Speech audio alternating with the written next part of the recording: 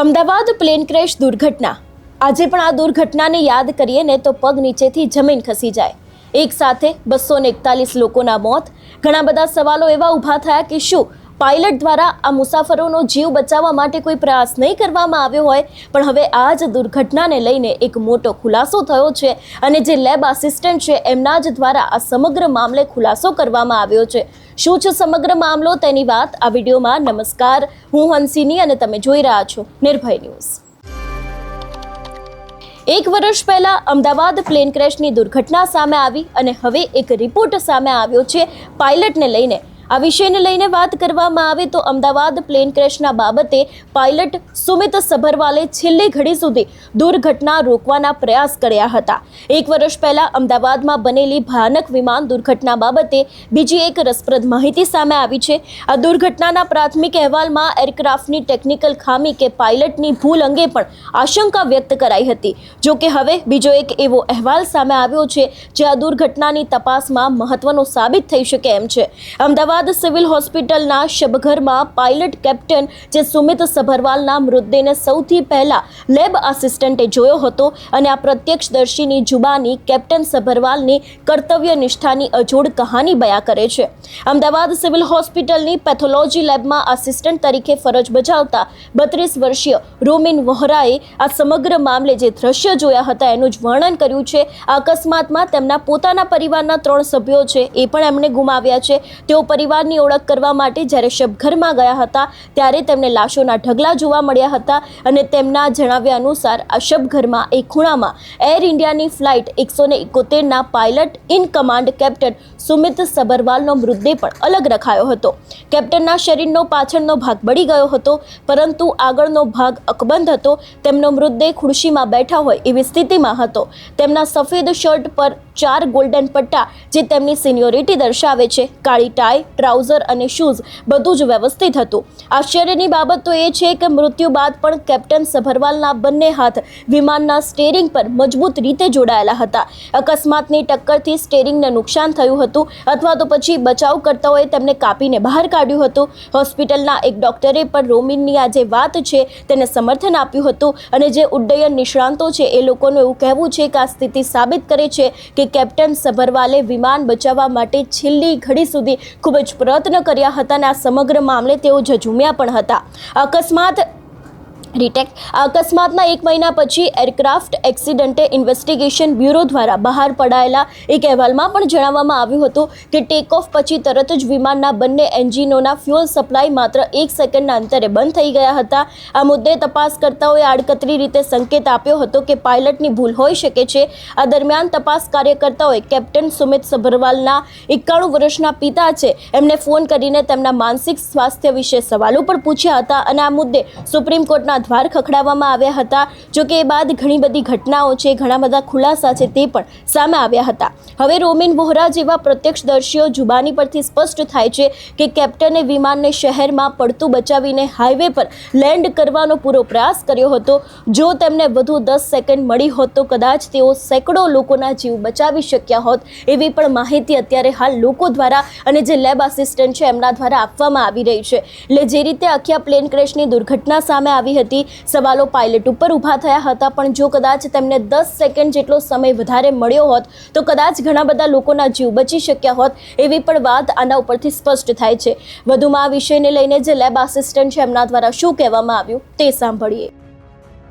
જે 11 મહિના પહેલાં 12 જૂને ફ્લાઇટ ક્રેશ જે અમદાવાદની થઈ હતી એના બીજે દિવસે એટલે કે 13 જૂન 2025 મેં જે મોચ્યુરિટીમાં બધા બોડી જોયા હતા એના રિગાર્ડિંગ આજથી 15-20 દિવસ પહેલાં કુલદીપ ઈસરાણીભાઈ એટલે કવિરાજભાઈ જે અમારા ફેમિલી મેમ્બર જેવા છે એમણે મારી થોડી એક સ્ટોરી મોજોમાં અને એમાં થોડીક અપલોડ કરી હતી। એમાંથી જે ઇન્ટરવ્યૂ સિલેક્ટ થયું કે ભાઈ મેં પાયલોટની બોડી જે જોઈ હતી એના રિગાર્ડિંગ રાખવામાં આવ્યું છે।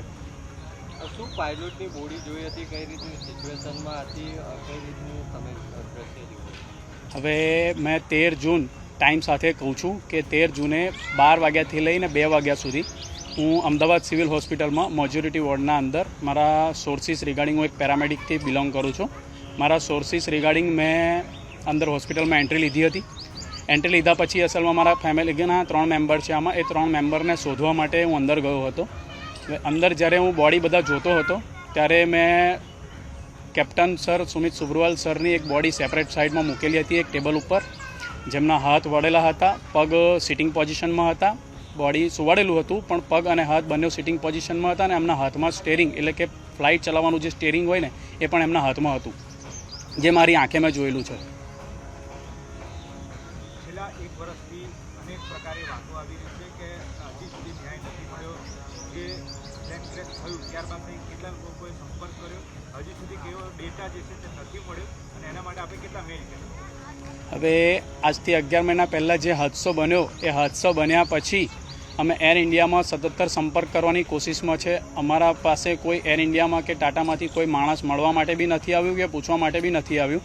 હવે એ પછી બી અમને જ્યારે કોન્ટેક્ટ નંબર પ્રોવાઈડ કરવામાં આવ્યા ત્યારે અમે અત્યારે બી એ ફોન પર ફોન કરીએ છીએ તો કોઈ રિસીવ નથી કરતું અને અમને સીધો જ મેલ કરવામાં આવે છે કે તમે મેલથી વાત કરો. બાકી અમારા સાઇડથી અત્યારે એર ઇન્ડિયા અને ટાટા તરફથી કોઈ સપોર્ટ નથી. 0% સપોર્ટ કહીએ ને તો બી ખરું. કયા પ્રકારના ડેટા જે છે તે હજી જરૂરી લાગી રહ્યા છે જે આમાં તમને ન્યાયમાં મદદ છે? હવે મેન વસ્તુ છે કે બ્લેક બોક્સના ડેટા જે અમારે મેન વસ્તુ અમારો મુદ્દો છે, જે આગળ બી અમે 3-4 વાર પ્રેસમાં કહી ચૂકેલા છે કે અમને મુદ્દો અમારો મેન આ જ છે કે અમને પ્રેસ કોન્ફરન્સ થકી બી અમે કહ્યું છે કે અમને બ્લેક બોક્સના ડેટા આપવામાં આવે. જે અમે મેલ થકી ગવર્મેન્ટમાં પણ મેલ કરેલા છે, કાગળ પત્ર પણ લખેલા છે અને પ્રેસ તરફથી પત્રકાર મિત્રો તરફથી બી અમે જણાવવામાં આવેલું છે, પણ અત્યાર સુધી અમને એ તરફથી બી કોઈ જવાબ આપવામાં આવ્યો નથી.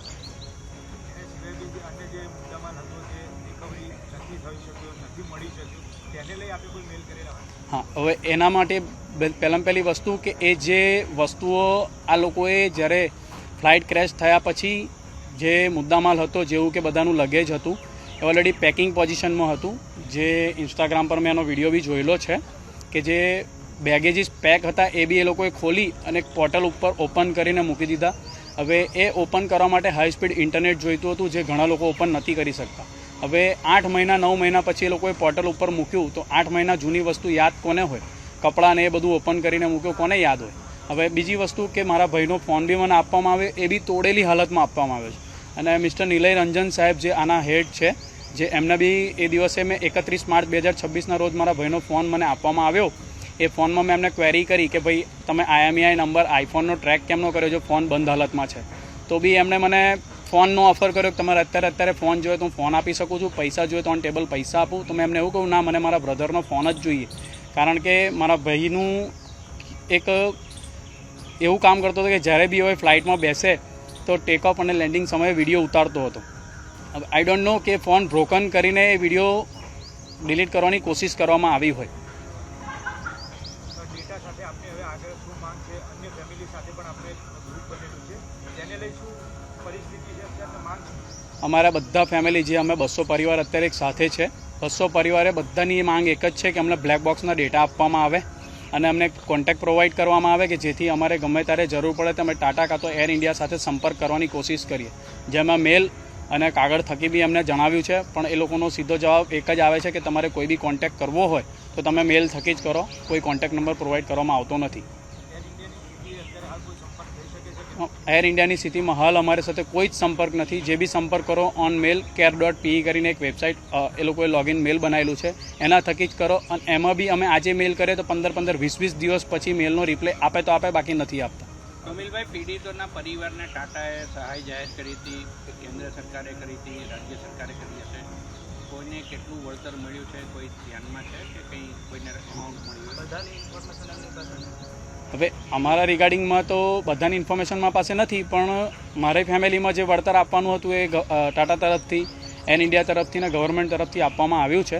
પણ મેન વસ્તુ વળતર નથી, મેન વસ્તુ ન્યાય છે કે અમને ન્યાય આપવામાં આવે. જે અમે પહેલેથી લઈને અત્યાર સુધી એ જ માંગીએ છીએ ને જ્યાં સુધી અમને ન્યાય નહીં મળે ત્યાં સુધી અમે એના માટે લડત પણ લડીશું. કેન્દ્રીય મંત્રી કિશન રેડ્ડીએ એવું કીધું કે એકાદ મહિનામાં આનો જે રિપોર્ટ છે તે આવી જશે, દરેક લોકોને ન્યાય મળે છે. આપને શું લાગી રહ્યું છે? આપ શું કહેવા? સોશિયલ મીડિયા તરફથી તો અમને જોવા મળે છે કે ભાઈ 1 મહિનાના અંદર 12 જૂન 2026 પહેલાં એ લોકો રિલીઝ કરશે ડેટા, પણ એ તો અમને શ્યોરિટી છે નહીં કે આપશે. એ તો આયા પછી જ ખબર પડે કે આયા કે નહીં.